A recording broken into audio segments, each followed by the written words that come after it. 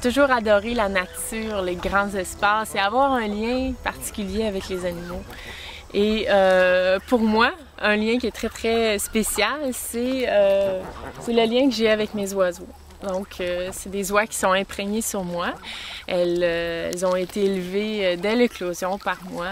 Donc, c'est pour ça que j'ai été surnommée la mère oie, parce que j'avais toujours plusieurs oies qui me suivaient, qui marchaient derrière moi, qui me suivaient comme des petits chiens.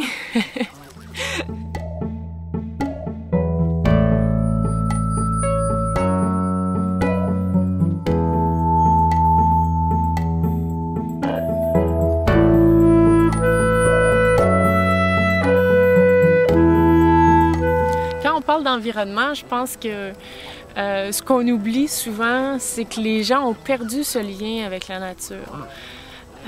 Il y a tellement de gens qui habitent dans des villes, qui sont entourés de gens tout le temps, qui n'ont pas accès à la nature.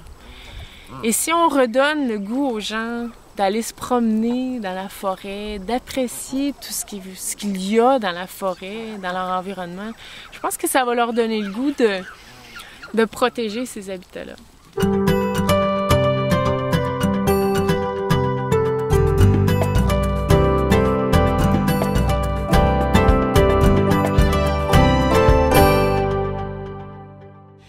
On a fait beaucoup d'études scientifiques sur ces oiseaux-là. Elles se poursuivent d'ailleurs.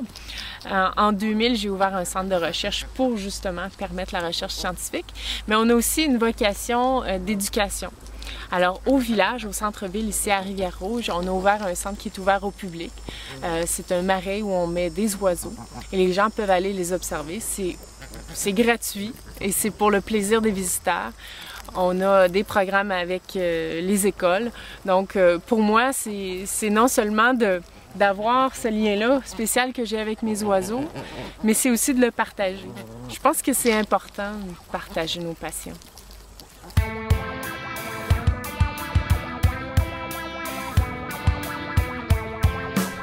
J'ai fait beaucoup d'expéditions, mais je pense que le genre d'expédition qui m'ont touché le plus, c'est lorsqu'on amène des jeunes voir le monde, qu'on leur fait découvrir la planète. Je l'ai fait beaucoup à travers les médias, à travers la vidéo, que ce soit en direct, des fois par des conférences satellites ou par des films, des documentaires.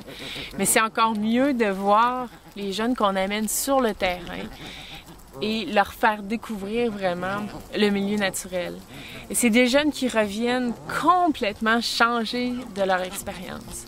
Et c'est ce que j'ai vécu avec les expéditions Students on Ice lorsqu'on a emmené une soixantaine de jeunes entre 12 et 17 ans dans l'Arctique canadien.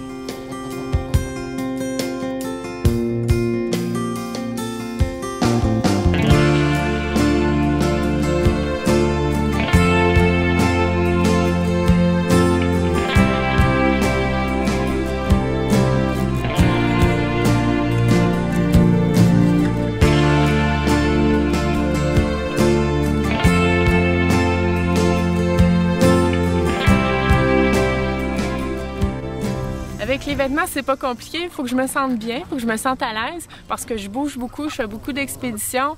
Et puis, il faut que les vêtements me suivent dans mes mouvements, me suivent dans toutes mes activités. Il faut aussi que ce soit des vêtements qui soient faciles d'entretien. C'est exactement ça que je retrouve avec les vêtements Chlorophylle.